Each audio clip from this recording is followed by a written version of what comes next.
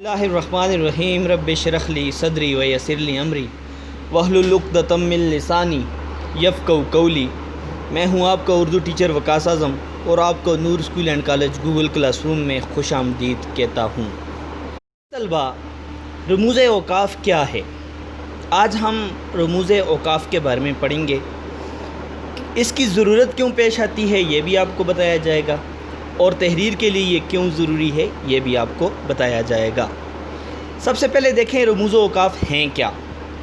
रम्ज़ इमा और इशारा को कहते हैं। रम्ज़ किसे कहते हैं? इमा और इशारा को कहते हैं। रमूज़ इसकी जमा है। रम्ज़ की जमा क्या है? रमूज़ है। जबकि वफ़ के मानी अलग की हुई चीज़ के हैं। औक़ाफ़ जो है वो वफ़ की जमा है। वफ़ के क्या मानी है? अलग की हुई चीज़। अब देखते हैं ग्रामर की इस्तिलाह में इसको क्या कहा जाता है। तो ग्रामर की इस्तिलाह में उन अलामतों को रमूज़ औक़ाफ़ कहते हैं जो दो लफ्ज़ों, दो फ़िक्रों या जुमलों को एक दूसरे से अलहदा करें। क्या है जी? ग्रामर की रूह से हम कहेंगे दो फ़िक्रों को, दो लफ्ज़ों को या दो जुमलों को अलग करने को हम क्या कहेंगे? रमूज़ औक़ाफ़ कहेंगे। तहरीर में वक्फ़ा या ठहराव के लिए मख़सूस अलामात लगाई जाती हैं ताकि मतलब वाज़ेह हो सके और तहरीर में उलझाव पैदा ना हो, यानी कि तहरीर में कोई पेचीदगी ना हो, कोई मुश्किल ना हो। लिहाजा इसलिए बहुत सारी अलामतों की वजह से हम तहरीर को समझ सकते हैं। इन अलामात के इस्तेमाल से कारी पढ़ने वाला को इबारत समझने और पढ़ने में मदद मिलती है, यानी कि जो तहरीर लिखी हुई है उन अलामात की वजह से समझने में उसको क्या होती है? मदद मिलती है। तहरीर में ये अलामतें मौजूद ना हों तो पूरी इबारत सिर्फ़ मुसलसल अल्फाज का मजमूआ बनकर रह जाती है।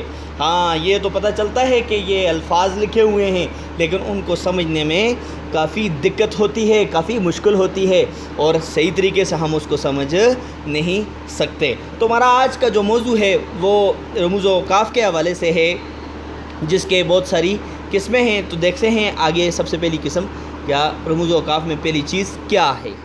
राब्ता हमारा पहला मौजू है। अब देखते हैं कि राब्ता क्या चीज़ है और तहरीर के लिए क्यों ज़रूरी है। राब्ता का इस्तेमाल वहाँ होता है जहाँ जुमले की किसी साबिक़ बात या ख़्याल की तशरीह या तस्दीक की ज़रूरत हो। हाँ, हम राब्ते की अलामत, आप सबसे पहले राब्ते की अलामत देखें। ये दो नुक्ते हैं, जो एक ऊपर है और एक नीचे है, इसको हम राब्ता कहते हैं। और अगर आप किताबों की तहरीरों में देखें तो अक्सर आपको राब्ता मिलेगा। अब राब्ता क्यों डाला जाता है, आज इसको समझने की ज़रूरत है। इसका इस्तेमाल कहाँ होगा? जहाँ जुमले की किसी साबिक़ बात, पीछे वाला ख़्याल जो है या पीछे वाली बात जो है उसकी तशरीह करनी हो या उसकी तस्दीक या उसको सबूत और दलीलों से वाज़ेह करना हो या साबित करना हो, उसको हम क्या कहेंगे? राब्ता कहेंगे। किसी साबिक़ बात, किसी पुरानी बात को। अब नीचे वो सबसे पहली मिसाल देता है। मिसाल नंबर 1, बकौले शायर। देखें, बकौले शायर के बाद हमने राब्ता की अलामत लगा ली है। दो नुक्ते हैं, एक ऊपर की तरफ है और एक नीचे की तरफ है। तो बकौले शायर आदमी को साहिब किरदार होना चाहिए। हाँ, देखें, पीछे किसी शायर ने कह लिया है कि आदमी को क्या होना चाहिए? साहिब किरदार होना चाहिए। तो ये साबिक़ बात की तस्दीक हुई है, उसकी हमने तशरीह की है या तस्दीक की है। उसके बाद नंबर 2 पे आता है, किसी मुख्तसर या मक़ूले को या कहावत को बयान करना हो या तमहीदी जुमले के बाद ये अलामत आती है। या तो किसी मुख्तसर सा मक़ूला हो, उसको मक़ूले को या कहावत को बयान करना हो या तमहीदी जुमले के बाद ये अलामत क्या होती है? लगाई जाती है। अब हम देखते हैं कैसे। देखें, जैसे मीर कुर्बान अली सालक का यहाँ पे एक मिसरा बयान किया गया है कि मीर साहब ने क्या खूब कहा है। अब देखें, मीर साहब ने क्या खूब कहा है, तो एक मक़ूला है उनका। ये शेर जो है वो कहावत का रूप अख्तियार कर गया है। पूरा शेर है कि तंदुरुस्ती अगर ना होती सालक, तंदुरुस्ती हज़ार नेमत है। तो आप देखें, ये एक मक़ूले की सूरत अख्तियार कर गया है। ये एक मिसरा जो है, तो ये आपने उसकी तारीफ़ में पढ़ा। नंबर 2 में किसी कहावत या मक़ूले को बयान करना हो तो हम ये अलामत लगाते हैं। तो आप देखें कि मीर साहब ने क्या खूब कहा है, इसके बाद हमने राब्ता की अलामत लगाई है। तो फिर उसके बाद आगे वो जो मक़ूला है वो बयान किया हुआ है कि तंदुरुस्ती ہزار نعمت ہے۔ اب اس کے بعد ہم آتے ہیں نمبر 3 پر۔ اب رابطہ اس کے بعد کہاں پہ استعمال ہوتا ہے؟ تو آئیے دیکھتے ہیں کہ دو ایسے جملوں کے درمیان جو ایک دوسرے کی ضد ہوں، جس بات میں تضاد ہو، جس جملے میں تضاد ہو، لیکن دونوں مل کر جملہ پورا کریں، لیکن ان دونوں سے مل کر جملہ بھی پورا ہو، اسے بھی رابطہ کہتے ہیں۔ مثلا اب دیکھیں، انسان چل سکتا ہے، اب درمیان میں وہی علامت رابطہ کی، انسان چل سکتا ہے، اڑ نہیں سکتا۔ اب دیکھیں نا، ضد ہے نا، انسان چل سکتا ہے، چل تو سکتا ہے لیکن وہ اڑ نہیں سکتا۔ یہ دونوں باتوں میں کیا ہے؟ تضاد پایا جاتا ہے، ضد پائی جاتی ہے، دونوں باتیں الٹ ہیں، ایک چلنا ہے اور ایک اڑنا ہے۔ تو یہاں پہ کیا ہوگا؟ درمیان میں علامت کون سی لگے گی؟ درمیان میں علامت لگے گی کس کی؟ رابطہ کی علامت لگی، اور وہ رابطہ کی علامت کیا ہے؟ وہ دو نقطے ہیں، ایک اوپر کی طرف ہے، ایک نیچے کی طرف ہے، اس کو ہم رابطہ کہتے ہیں۔ اس طرح یہ دو نقطے ہیں۔ تو یہ کیا تھا؟ رابطہ تھا۔ اب ہمارا دوسرا موضوع جو ہے وہ ہے تفصیلیہ۔ رابطہ کے بعد تفصیلیہ کو دیکھتے ہیں۔ تفصیلیہ کی علامت آپ کے سامنے ہے، دو نقطے جو ہیں وہ ایک نقطہ اوپر کی طرف، ایک نیچے کی طرف، اور درمیان میں سے ایک لکیر سی کھینچی ہوئی ہے، چھوٹی سی لکیر کیا ہے؟ کھینچی ہوئی ہے۔ تو یہ تفصیلیہ کی علامت ہے۔ اب دیکھتے ہیں تفصیلیہ کیا چیز ہے اور اس کی تحریر میں کیوں ضرورت پڑتی ہے۔ یہ لفظ تفصیل سے نکلا ہے، جس کے معنی تشریح کرنا یا فہرست کے ہیں۔ تفصیل کا مطلب کیا ہے؟ ذرا تفصیل بیان کرو جی، آپ نے سنا ہوگا، ہاں ذرا مجھے تفصیل دو جی، یا فہرست دو۔ تو کیا ہے؟ اس کے معنی تشریح یا فہرست کے ہیں۔ یہ علامت وہاں لگائی جاتی ہے جہاں مثال، فہرست یا کوئی تفصیل بیان کرنا ہو۔ مثلا اب دیکھیں، مثلا کے بعد بھی یہ علامت لگائی ہوئی ہے۔ لائبریری کے لیے نمبر 1، لائبریری کے لیے خریدی گئی کتابوں کی یہ تفصیل ہے۔ لائبریری کے لیے خریدی گئی کتابوں کی یہ تفصیل ہے۔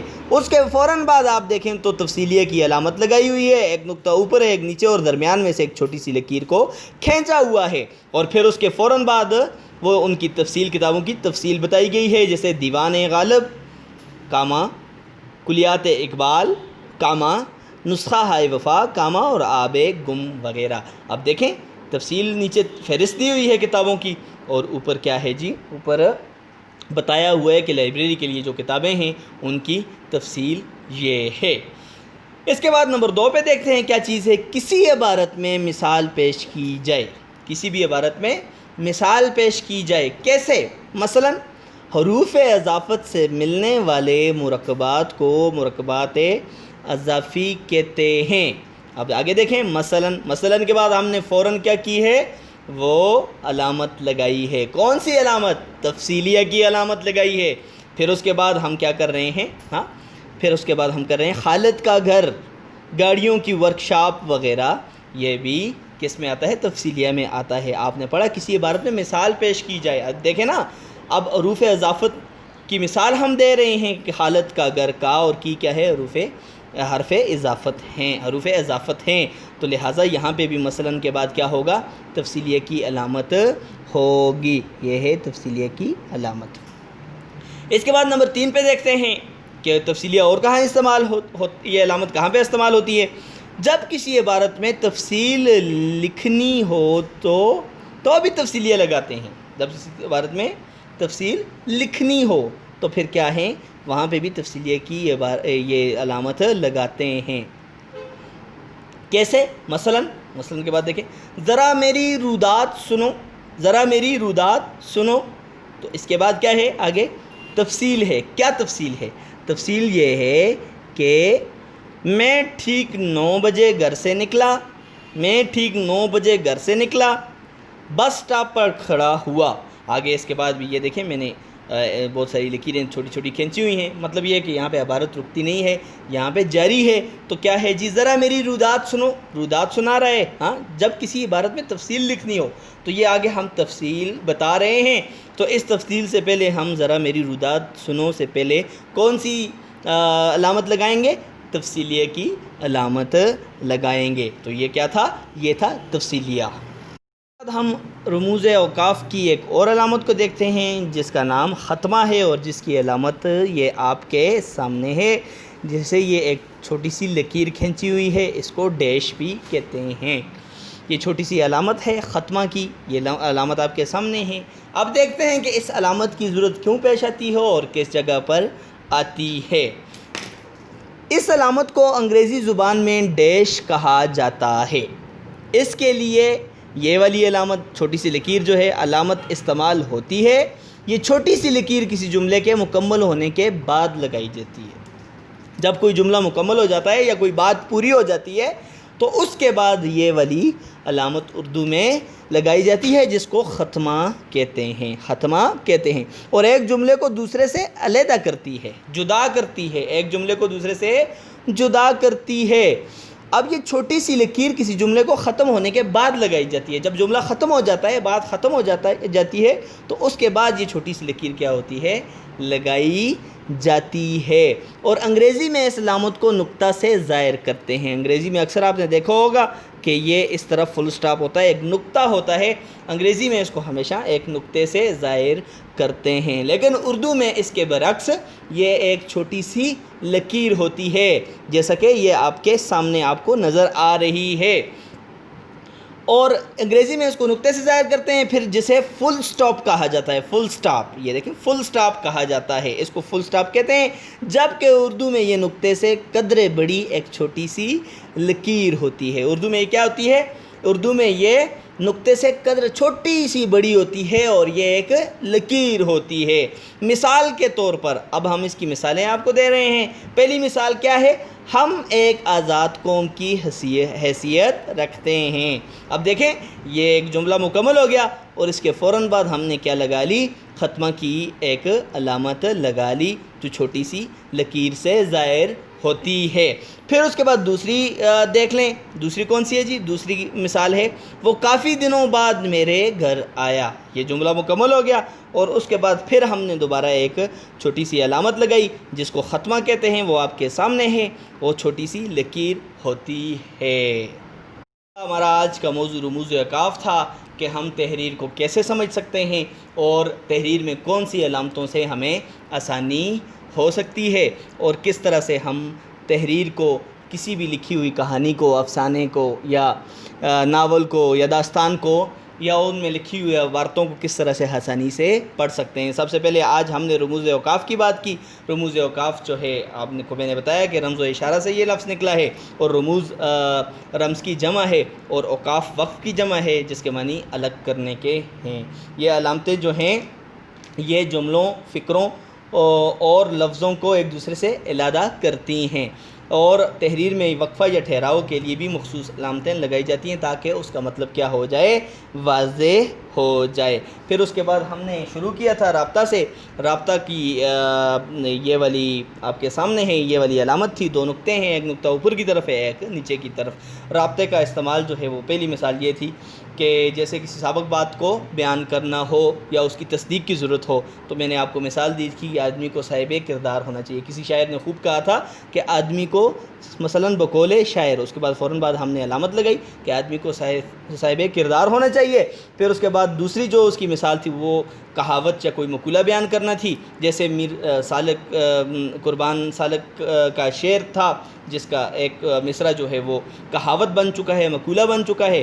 جیسے میر صاحب نے کیا خوب کہا ہے، اس کے فوراً بعد ہم نے یہ علامت لگا لی تھی دوسری ہزار نعمت ہے. پھر اس کے بعد تیسری مثال اس کی جو تھی وہ یہ تھی کہ دو ایسے جملوں کے درمیان جو ایک دوسرے کی ضد ہوں، یہ علامت وہاں پہ بھی لگائی جاتی ہے لیکن جس سے جملہ بھی پورا ہو.